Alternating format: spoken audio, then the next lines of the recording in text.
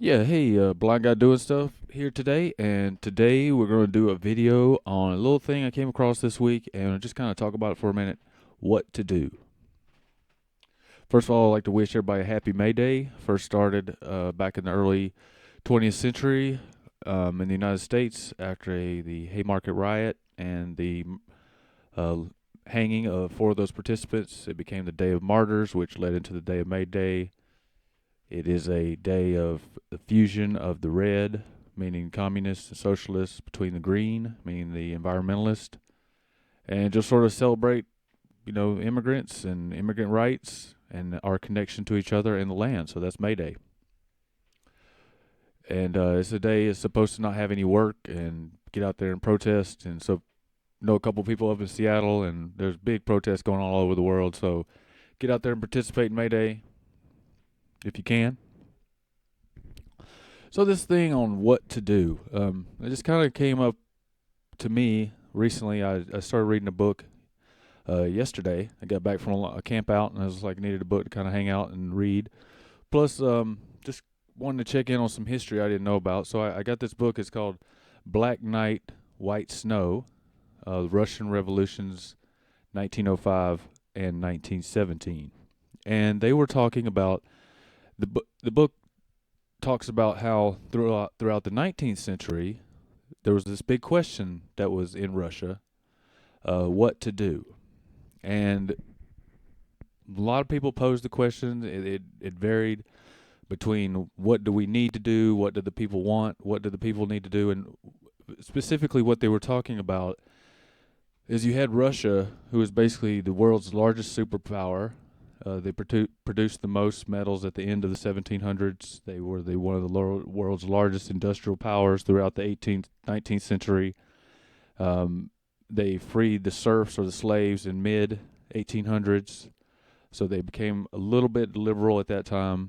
I believe that was Alexander the First, but they still lived under this czar system. So basically, a king system, while the rest of the world was going through the Reformation. Moscow and Russia didn't really go through this. So what they ended up doing, what ended up happening is they just had this just massive inequality going on, and they had some of the greatest thinkers in the world. They're artists and scientists, and some of their literature was the best in the world. But the people, they just could not figure out what to do. They really couldn't figure out how to get rid of this czar system. And no matter what they did, no matter any kind of reform that they would try to propose, that it would get shot down. They could not get anything through.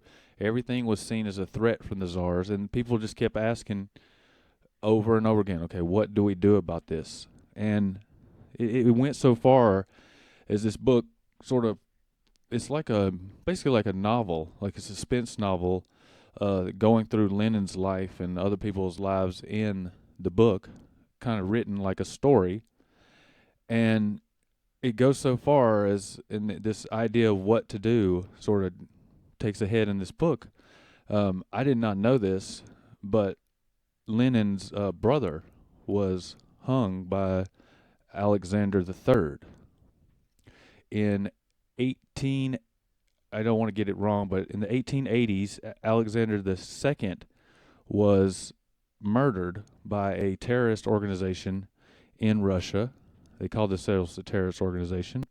And they were a group who were the ones to see people run around going, what to do? They couldn't figure out what to do, and some people decided that they were going to, go to the ultimate, they were going to start a revolution.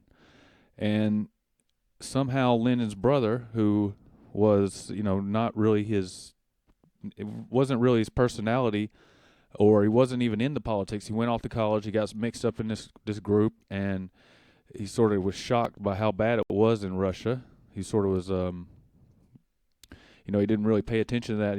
He lived out in the country and had a father who worked for the government, so he didn't really notice all these bad things going on in Russia around him until he got into the university, and then he saw and he joined a group, and he got radicalized, and they attempted an assassination on Alexander II. And where this what to do thing comes in is in his cell. There was 15 put on trial, 5 were hung, and the rest were commuted or put in prison. But in his cell, when he was saying goodbye to his mother, which was Lyndon's mother too, he even said, this was written down by a guard, he even said, Mom, Mother, what else are we to do? So they were just at the end of their wits. They could not figure out a way, and the intellect, these folks could not have figured out a way except for violence to overthrow their government.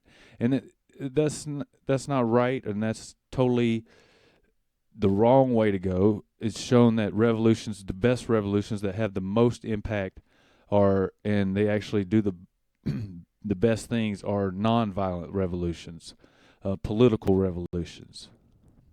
But I bring this up because right now in the United States, I get this feeling that there's this question. It's that same lingering question: what to do?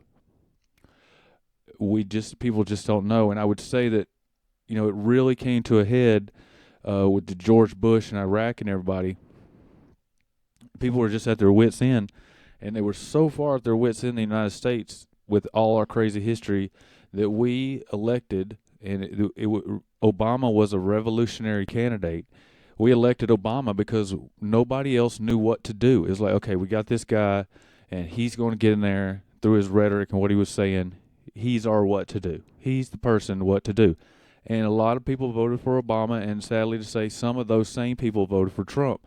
And I would say that Trump is a direct result of this question: what to do? What do the people need? What do the people want to do? How are we going to get this done? Obama didn't do it. I mean, the people wanted Obama to overthrow Wall Street. They wanted to get rid of the lobbyists. They wanted to overturn the apple cart. That's what they thought Obama was going to do, and he didn't. For a variety of reasons, a lot to do with himself and plenty to do with the Republicans. So, and then came along this election, and it was a revolutionary election where people were going, what to do? And that was Bernie Sanders' popularity, was what to do. Okay, we got this guy, Bernie. Okay, he's an outsider. We are at the end of our rope. We have no idea what's going on here. We're going to figure this out, and this is our last chance. One of our last resorts is what to do. So we elected Trump.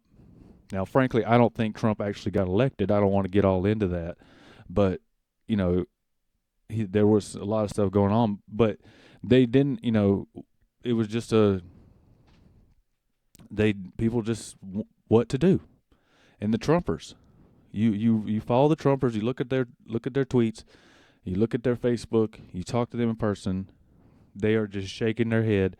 They have been affected so bad by this capitalist system that they just don't know what to do. And so they go elect a bankrupt, no good, vulture capitalist, no good philanderer like Trump. Now what's going to happen when Trump continues on what he's doing right now? And the way I see it is this tale from Russia throughout the 1800s throughout the 1800s is a tale of a warning to us, because eventually people are going to, and I'm not the one coming, this is not an original idea of mine.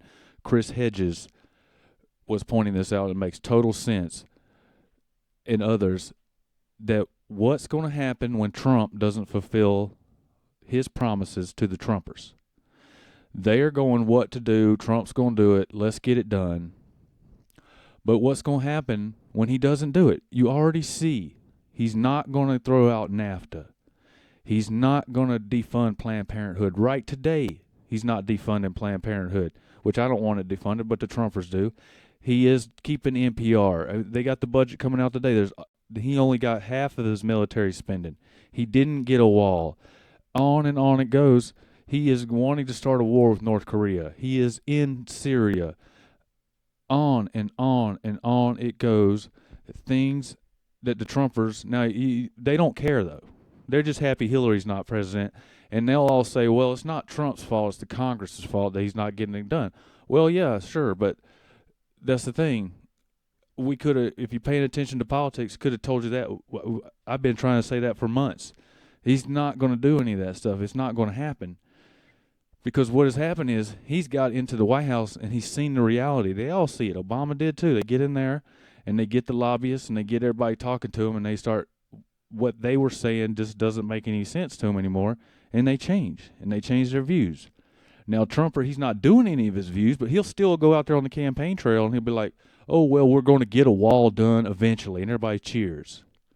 Well, what's going to happen 4 years from now, and goodness forbid, 8 years from now, the wall is still not built. Muslims are still praying in the United States. All this stuff that the Trumpers hate, what are they going to do then? And here we start getting to this what to do question. And we really need to start paying attention to this and watch, because it's just going to fester. Because we're not getting anywhere. Trump he's not overturned the apple cart. Again, let's look at the budget today between the Democrat and Republicans. And I always say this, and I've noticed this in politics here in Washington. When you get the Democrats and Republicans working together, and they're like, "Oh yeah, we got to compromise," you better watch out, because there's some stuff in there that you're not going to like, because usually it's the Democrats compromising on some really funky stuff for the Republicans. But, here in Washington, the Democrats passed some pretty funky stuff too. So, what to do? What are we going to do? Well, my answer is, let's pass an amendment to the Constitution that says money's not speech, get money out of politics, stop bribing our politicians. I mean, that's what we do. But, most people on the street don't really know that what to do. So, we have to, I think, stop asking the question what to do and just do it. Let's get a constitutional amendment and get money out of speech. Get money out of politics. Money is not speech. Using money to buy politicians has nothing to do with the First Amendment. And so that's what to do. But, most people don't know that. So we are really at a crisis here, because everybody's, again, going saying what to do. So I am the blind guy doing stuff. That's just my little talk today on this book I'm reading on this question, what to do. I think it's a fascinating tale, this Russian tale of what led up to the revolution, and I think it's a warning to us, because we are stuck in this capitalist rut. We have Apple holding the United States government hostage, saying we're not going to pay our taxes. We have corporations running roughshod over our government. We have them raping and pillaging the land.